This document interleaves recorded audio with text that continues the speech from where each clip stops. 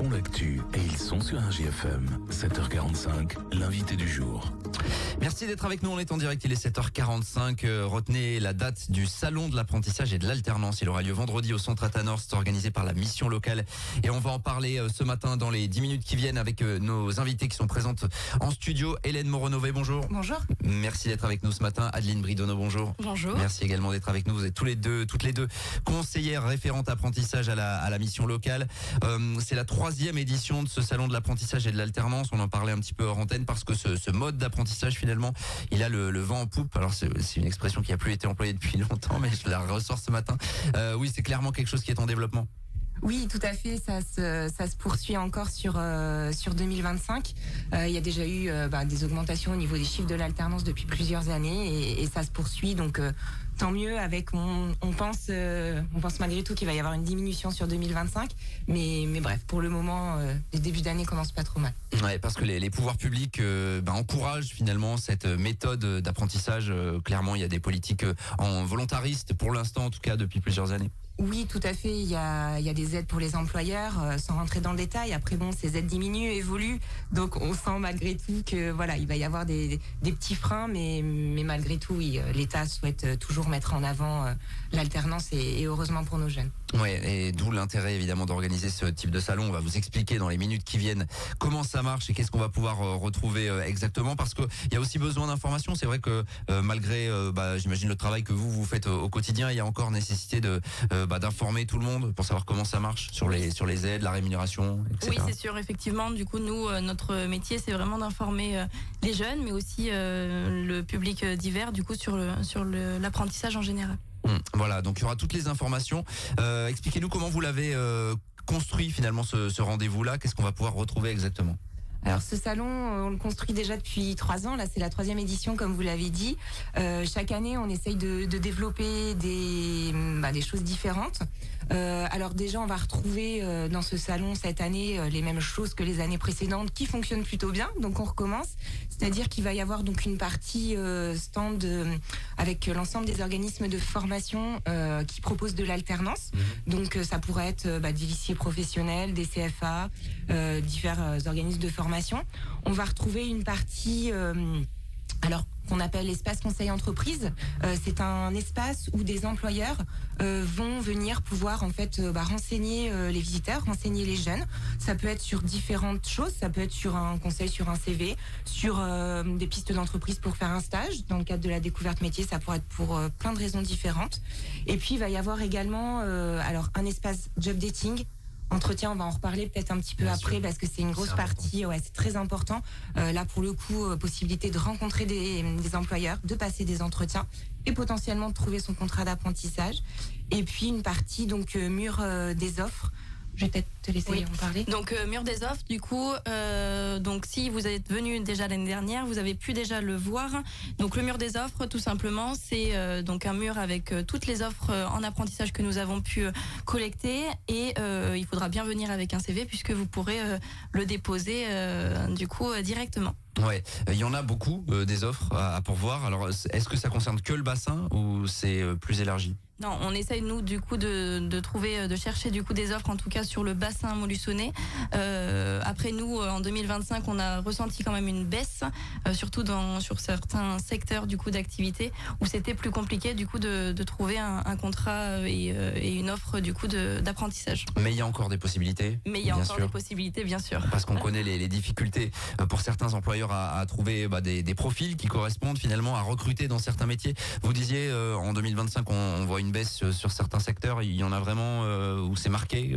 Quel secteur ? Oui, alors par exemple le bâtiment, nous en tout cas on peut le voir. On a les habitués, des entreprises qui prennent régulièrement, mais effectivement c'est de plus en plus compliqué pour eux aussi financièrement. Il y a aussi une baisse du marché, une incertitude aussi au niveau des chantiers. Donc effectivement il y a une baisse au niveau des recherches d'apprentis. Sur le bâtiment, et après les autres secteurs qui sont particulièrement porteurs, où vous avez régulièrement quand même beaucoup d'offres, quels sont-ils ? On va avoir le commerce, la restauration. La restauration effectivement est un secteur qui recherche, mais en apprentissage et aussi en contrat divers et variés. La restauration ressort effectivement. L'industrie également, ou c'est moins le cas? Si, oui, l'industrie bien sûr recherche aussi des postes un peu plus qualifiés du coup, effectivement, puisque l'apprentissage va jusqu'au bac+5. Donc concernant l'industrie, voilà, on va rechercher plus bac+3, 4, 5. Voilà, présence donc de ces offres lors de ce salon, donc 10-17 heures au Centre Athanor ce vendredi. Et puis les établissements de formation, vous en parliez. On sait que, par exemple, l'IUT, il y a quelques jours, a organisé une grande manifestation justement autour de l'industrie, mais pour promouvoir aussi ces formations qui existent en alternance, parce qu'il le disait clairement, on a du mal à trouver des jeunes dans certains métiers. Donc c'est une belle occasion là pour les établissements de venir faire un peu la promotion des formations qu'ils proposent. Oui, tout à fait. C'est un objectif prioritaire, faire bien sûr la promotion de leur formation, mais également parler de leur métier justement, comme vous disiez, de leur secteur d'activité, parce que il peut y avoir des a priori sur certains métiers. Et justement, j'en profite pour faire le lien. Cette année, la nouveauté de ce salon, c'est la mise en place de ce qu'on appelle des regards croisés, c'est-à-dire des petites tables rondes, justement, qui vont permettre à certains organismes de formation qui ont souhaité participer à ces regards croisés de pouvoir mettre en avant leur métier et échanger avec les visiteurs sur ces métiers-là, que les visiteurs puissent donner leur image de tel ou tel métier, de façon à peut-être faire évoluer leur façon de voir ces secteurs et envisager peut-être un avenir dans ces métiers-là. Vous avez des exemples là de participants à cette table ronde? Notamment, alors on parle de la restauration, mais il y aura notamment un organisme, un CFA, IFI 03, que vous avez reçu il n'y a pas très longtemps, je crois, dans le cadre de leur journée porte ouverte, qui sera présent pour parler des métiers de la restauration. Certains métiers, notamment du commerce également, de la petite enfance, du bien-être. Ouais.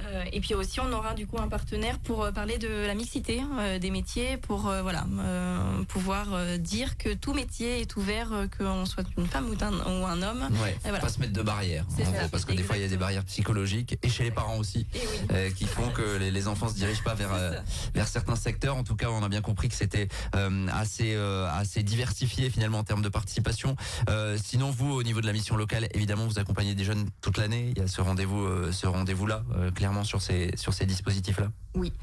Tout à fait, on organise, on accompagne les jeunes tout au long de l'année, bien évidemment, vraiment de A à Z, de la définition de projet à la signature du contrat. Mais notre mission aussi est de, comme Adeline le disait au départ, de promouvoir l'alternance et d'organiser plusieurs événements tout au long de l'année. Alors cet événement-là, c'est vraiment le gros événement de l'année, sur une période qui est cruciale au niveau de l'apprentissage. On organise aussi une semaine de l'apprentissage, différents job dating, etc. Ouais, bien sûr, vous parliez de la période, évidemment. On arrive au terme de l'année scolaire. J'imagine qu'on prépare déjà les prochaines. Donc c'est le moment de recruter finalement. Et puis d'avoir et l'école et l'entreprise. C'est ça qui est parfois difficile. Certains jeunes ont plutôt l'école ou plutôt l'entreprise. Et l'idéal, évidemment, c'est d'avoir les deux. On rappelle également que les formations en alternance peuvent concerner, y compris des formations supérieures. Ce qui n'était pas forcément le cas il y a quelques dizaines d'années peut-être. Mais aujourd'hui, on peut se former jusqu'à bac+5 en alternance. Oui, c'est ça. Effectivement, on peut se former du CAP au bac+5. Ouais, voilà. Donc c'est vraiment un panel suffisamment large. Donc 10-17 heures. Est-ce que, par exemple, sur les tables rondes, il y a une nécessité d'inscription ou on vient vraiment librement? Alors non, sur les tables rondes, c'est libre, donc sans aucun souci. Par contre, sur la partie job dating, là, il y a vraiment obligation d'être inscrit et de candidater. On a pas mal communiqué et il y a des affiches un petit peu partout dans la ville de Montluçon. Vous avez sur l'affiche donc un QR code qu'il faut absolument flasher. Et il faut donc candidater, déposer son CV via ce QR code pour être contacté. Nous, à ce moment-là, donc le candidat est recontacté, on valide sa candidature ou pas, et du coup, on décide de lui fixer donc un créneau pour le salon, pour qu'il puisse rencontrer l'entreprise, pour passer un entretien ce jour-là. Voilà, on peut pas venir librement. En termes d'organisation, c'est plus compliqué pour le job dating. Ouais. C'est mieux. Donc le QR code qu'on retrouve également sur la page Facebook peut-être oui, surtout de la mission locale. Sur tous nos réseaux, Facebook, Instagram, Insta, notre site internet, etc. Et s'il y a la moindre question, n'hésitez pas à appeler la mission locale directement, on vous dirigera. Avenir Jeune, mission locale, c'est ça, la page Facebook et en tout cas sur les réseaux sociaux. On rappelle donc ce salon 10-17 heures, il aura lieu ce vendredi au Centre Athanor. Évidemment, on vous encourage également potentiellement pour les plus jeunes, les parents à venir, est-ce que c'est important, ils ont un rôle important? Oui, à ce salon. du coup, vous pouvez venir, même si vous n'avez pas forcément de projet en apprentissage. Voilà, le salon est aussi et avant tout, du coup, une démonstration des métiers. Donc, vous pouvez effectivement venir pour rencontrer les organismes de formation, pour rencontrer les apprentis. Voilà, les organismes de formation vont faire des démonstrations de leur métier. Donc, voilà, n'hésitez pas. Venez. Voilà, c'est ce vendredi 10-17h donc avec des organismes de formation, des entreprises qui recrutent, ce mur donc où on peut avoir toutes les offres et puis ces tables rondes pour en savoir plus et tout ce qu'il y a également autour de l'apprentissage et de l'alternance pour ce salon de l'apprentissage et de l'alternance organisé par la mission locale et ses partenaires.